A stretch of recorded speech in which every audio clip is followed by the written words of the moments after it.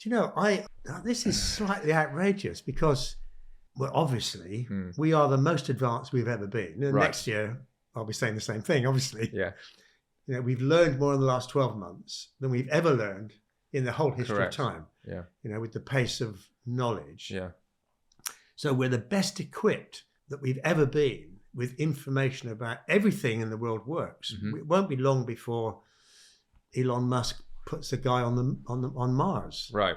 And yet what you're telling me is that with all this, with a governmental system, which is also the most advanced in terms of the controls they can put in society, we're still being duped by the food industry. Yeah, and I'll just play devil's advocate to what you say.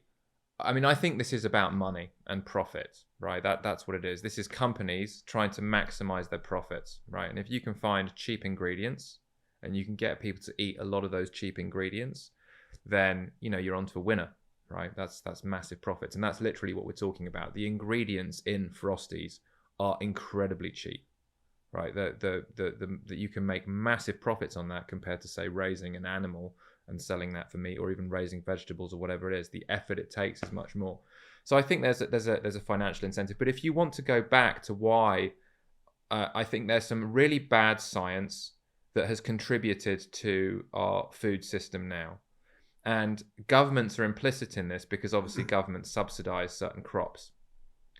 And I think that where governments, and obviously subsidization creates a false signal in the market. It creates this signal of false demand. So when you subsidize something, you get more of it, right? And we've subsidized essential crops that basically I would say are probably non-ideal. And this comes from, you know, bad science, in my opinion, from the 60s and 70s that was a lot about demonizing fat. And that led to low-fat trends.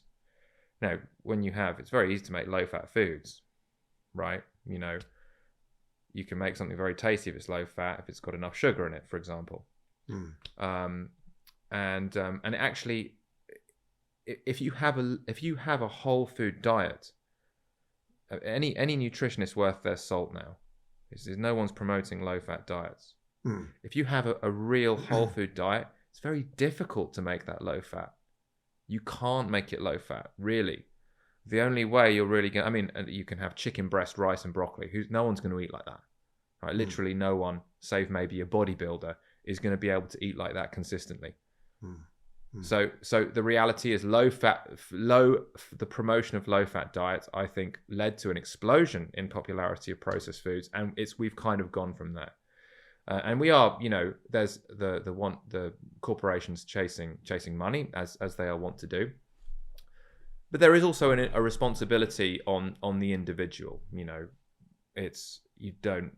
things happen, things get created through demand, and where I will, you know, maybe give an individual a pass on that is the education system has not really, I don't think it's pushed us in the direction of the right kind of foods that's going to stop us from the behavior of consuming a ton of processed foods. I hope you've enjoyed this episode, and if you want to hear more, please do follow us. Hit the bell icon so you're notified of other podcasts when they come out, and subscribe to our channel. And I look forward to welcoming you.